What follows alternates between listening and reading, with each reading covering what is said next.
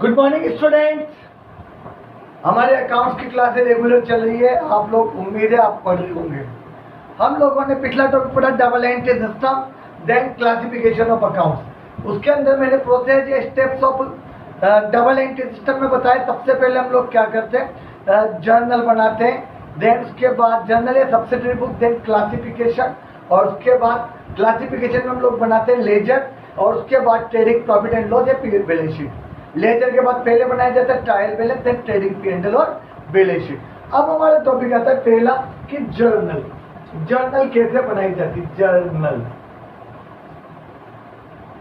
Journal सबसे important topic है। Journal journal किस तरह से बनाई जाती है? जैसे ही बिजनेस में कोई भी ट्रांजेक्शन होता है तो व्यापारी सबसे पहले जिस बुक में एंट्री करता है वो कहलाती है जर्नल। या कभी कभी ट्रांजेक्शन ज्यादा होते तो एक वेस्ट बुक या मेमोरेंडम बुक रखी जाती है, जिसमें दिन भर जो भी ट्रांजेक्शन हो उसको वो रिकॉर्ड करता जाएगा, और ट्रांजेक्शन रिकॉर्ड करने के बाद उसके बाद शाम को एक बुक में लिखेगा, वो कहलाएगी जर्नल। अगर बिजनेस की साइज बड़ी है तो जर्नल को सब डिवाइड किया जाएगा। Purchase book, cell book, purchase return, sale return, bill receivable, bill payable, cash book, या फिर जर्नल प्रॉपर। इस तरह से 8 बुक्स में डिवाइड किया जाएगा। यह सब मिला के कहा जाता है इन सबको कंबाइंड रूप से जर्नल को बुक्स ऑफ ओरिजिनल एंट्री। इसको बुक्स ऑफ ओरिजिनल एंट्री क्यों कहते हैं? क्योंकि सबसे पहले first of all transactions are recorded in this book, so it is called books of original entry. अब हम लोग स्टार्ट करेंगे जर्नल। जर्नल में अकाउंट्स किस तरह से मेंटेन करते हैं वो सब हमें देखना है। जर्नल एंट्री बोला जाता है, तो वो बड़ा इंपॉर्टेंट टॉपिक है। आप लोग रेगुलर अच्छे से देखना, कुछ दिनों तक लगातार इसकी क्लासेस चलेगी। मैं most of the question solve करवाऊंगा, तो आप रेगुलर पढ़ेंगे तो अच्छे से आ जाएगा। तो जर्नल जर्नल क्या होता है? Journal is book of original entry. Journal note कर लेना आप लोग। Journal is a book of original Journal is a book of original entry in which transaction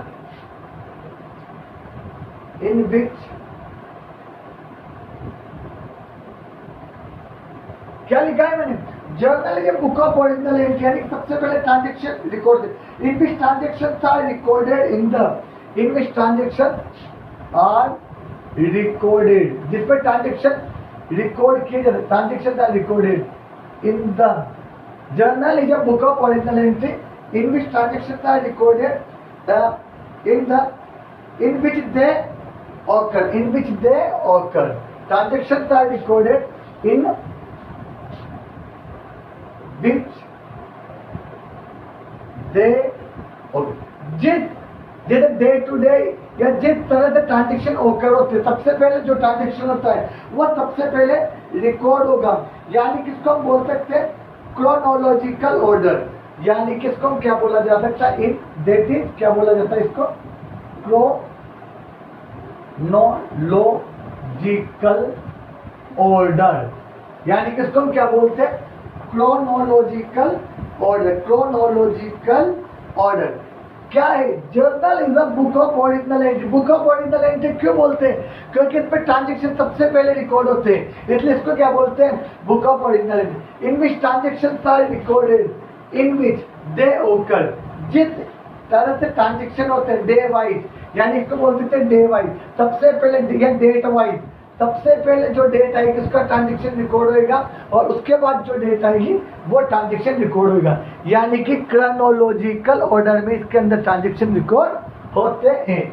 तो ये हुई जर्नल की डेफिनेशन। हम बनाना भी देखेंगे किस तरह से जर्नल बनाई जाती है। जर्नल में क्या किया जाता है? जर्नल एंट्री की जाती है। एंट्रीज किस तरह से की जाती है वो मैं आपको बताऊंगा, और प्रत्येक एंट्री के बाद एक ब्रीफ एक्सप्लेनेशन दिया जाता है, उसको हम बोलते हैं नरेशन। इसको भी आप नोट कर लेना। नरेशन नरेशन क्या होती है? After each entry a brief explanation. After each entry a brief explanation. After each entry a brief explanation of the transaction of the transaction together, यानी कि प्रत्येक जर्नल एंट्री के बाद after each entry a brief explanation of the transaction together with necessary detail is given, necessary detail is given और it is called, ये क्या कहलाएगी, narration. It is called, आप नोट कर लीजिए, कल से आपको जर्नल के क्वेश्चन स्टार्ट हो जाएंगे। तो जर्नल, जर्नल क्या होता है, सबसे पहले व्यापारी अगर बिजनेस की साइड अगर ट्रांजेक्शन चाहता है तो पहले एक बेस्ट बुक है, मेमोरेंडम बुक पे लिखेगा। यह सब ट्रांजेक्शन किसी वाउचर की सहायता से रिकॉर्ड किए। वाउचर यानी कि वाउचर क्या होता है, एक एविडेंस होती है। जैसे आपने स्कूल की फीस जमा कर तो रिसिप्ट इज अ वाउचर, आपने कोई गुड्स परचेज किया तो invoice bill is the voucher, purchase bill जो भी है। अगर आपने कोई लैंड या बिल्डिंग परचेज की तो रजिस्ट्रेशन पेपर आपके सोर्स डॉक्यूमेंट, इसको हम क्या बोल सकते हैं, सोर्स डॉक्यूमेंट। तो सोर्स डॉक्यूमेंट या वाउचर की सहायता से जर्नल में ट्रांजेक्शन रिकॉर्ड किए जाते हैं। यानी कि सोर्स डॉक्यूमेंट क्या हो, उसका एक एविडेंस।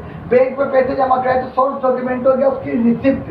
अगर स्कूल में जमा कराए तो कैश रिसिप्ट। आप कोई चीज परचेज करें तो परचेज बिल, सेल करें तो इनवॉइस बिल, या फिर और भी कोई ट्रांजेक्शन है तो जिसकी सहायता से जर्नल में सबसे पहले ट्रांजेक्शन रिकॉर्ड किए जाते हैं, सोर्स डॉक्यूमेंट या वाउचर की सहायता। Narration, after each entry a brief explanation of the transaction together with necessary detail is given is called a narration. प्रत्येक ट्रांजेक्शन के बाद हम लोग एक ब्रीफ एक्सप्लेनेशन देंगे, इसको हम क्या बोलते हैं,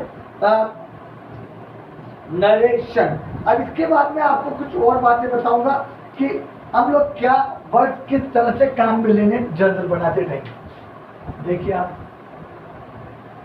नेक्स्ट ये बातें नोट कर लेना क्योंकि क्वेश्चन करते टाइम काम आई। एक वर्ड आता है good.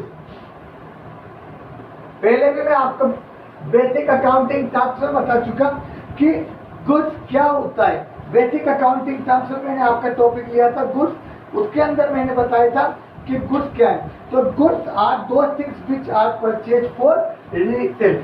Goods are those things which are purchased for, पहले भी बता चुका। गुड्स वो चीज होती है जो दोबारा बेचने के लिए खरीदी जाती है। जैसे अगर आपके कपड़े की शॉप है तो आपके कपड़े की शॉप में तो कपड़ा गुड्स हो गया आपके, या फर्नीचर की शॉप है तो फर्नीचर आपका क्या हुआ, गुड्स। जिसको हम दोबारा बेचने के लिए परचेज करते हैं वो क्या कहलाता है, आपका क्या कहलाता है, वो goods which are purchase for resale. अब गुड्स को हम 5 पार्ट पे डिवाइड करेंगे, इसको हम क्लासिफाइड करेंगे 5 अकाउंट्स में। गुड्स को हम 5 अकाउंट्स में डिवाइड करेंगे, गुड्स को 5 अकाउंट में डिवाइड करेंगे। या तो गुड्स की जगह हम वर्ड काम में लेंगे परचेजेज, या वर्ड काम में लेंगे सेल, या काम में लिया जाएगा परचेज रिटर्न, या वर्ड क्लासिफाइड 5 पार्ट में किया नहीं, सेल, रिटर्न, या फिर स्टोर। तो गुड्स की जगह हम नॉर्मली 5 वर्ड काम में लेते थे, 5 अकाउंट्स में डिवाइड किया गुड्स को। Purchases sale, purchases return, sales return और स्टोर। यानी कि जब भी कोई ट्रांजेक्शन होगा, जैसे आपने वाट कम या एक गुड्स परचेज, तो गुड्स परचेज किया तो वाट कम्स इन, क्या आया, गुड्स। तो गुड्स की जगह हम क्या लेंगे, वर्ड परचेजेज। अगर गुड्स सोल्ड, माल बेचा, तो हम क्या वर्ड काम में लेंगे, उसकी जगह गुड्स की जगह सेल्स। बहुत ध्यान रखना, नहीं तो अधिकतर उलझ जाते हैं। नॉर्मली सेल्स क्रेडिट ही होता है। परचेज रिटर्न, गुड्स बिका, परचेज किया हुआ माल वापस लौटा है तो परचेज रिटर्न, ये भी नॉर्मली क्रेडिट होता है।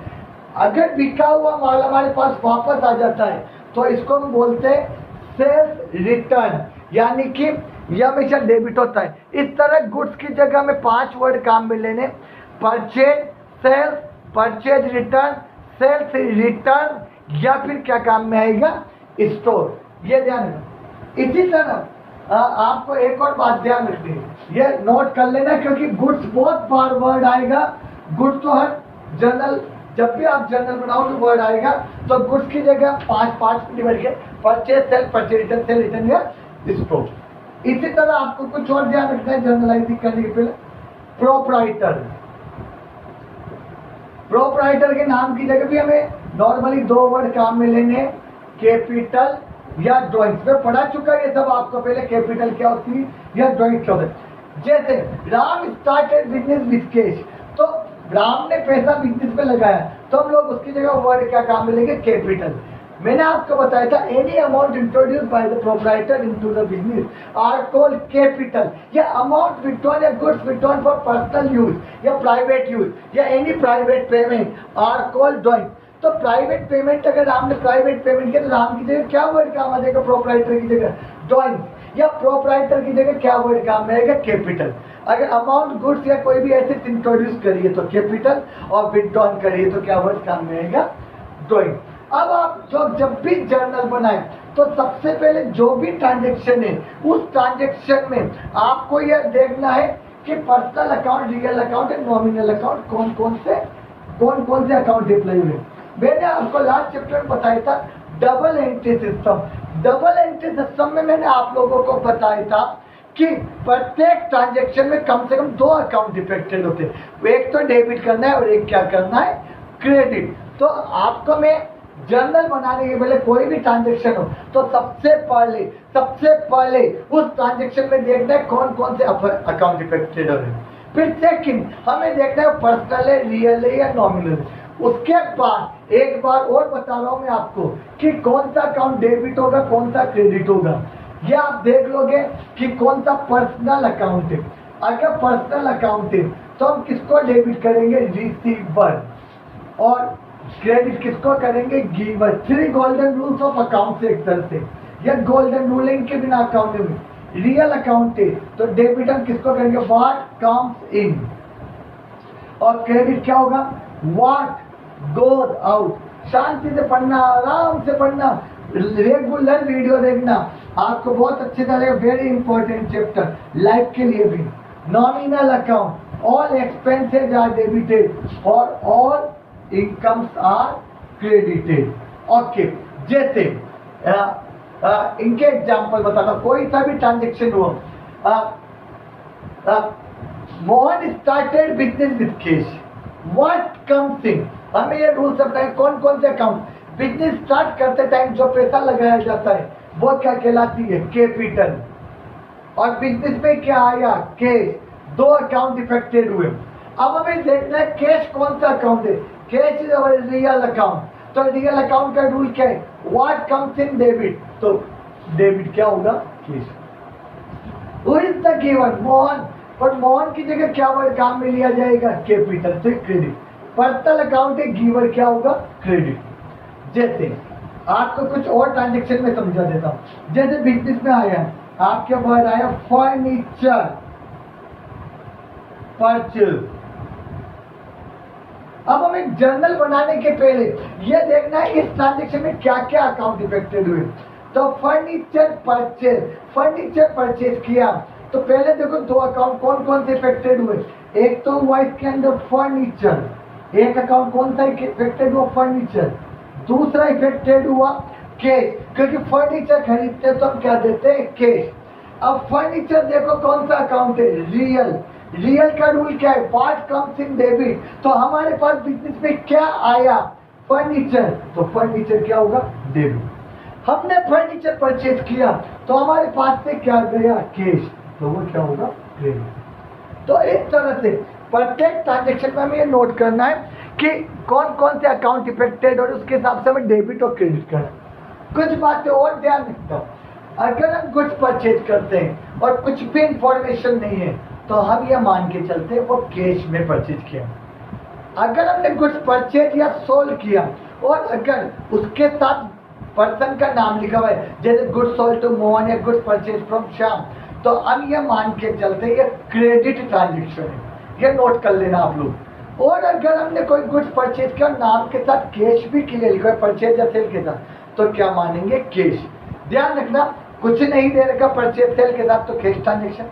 परचेज सेल के साथ नाम भी दिया हो और कैश भी दिया हुआ है तो भी कैश। पर परचेज सेल के साथ ओनली नाम दिया हुआ है तो हम क्या मानेंगे कि ये ट्रांजेक्शन कौन सा है, क्रेडिट। ये 3-4 बार वीडियो देगा, थोड़ा हो सकता है स्पीड से। और अब इसके बाद मैं कल से जर्नल बनाना स्टार्ट करूंगा। बहुत इंपॉर्टेंट टॉपिक है जर्नल। कल से हम ये देखेंगे कौन सा अकाउंट डेबिट होगा, कौन सा क्रेडिट होगा, ये सब चीजें हम देखेंगे। तो कल की क्लास श्योर ज्वाइन करना और कल से हम जर्नल बनाना स्टार्ट करेंगे। Thank you.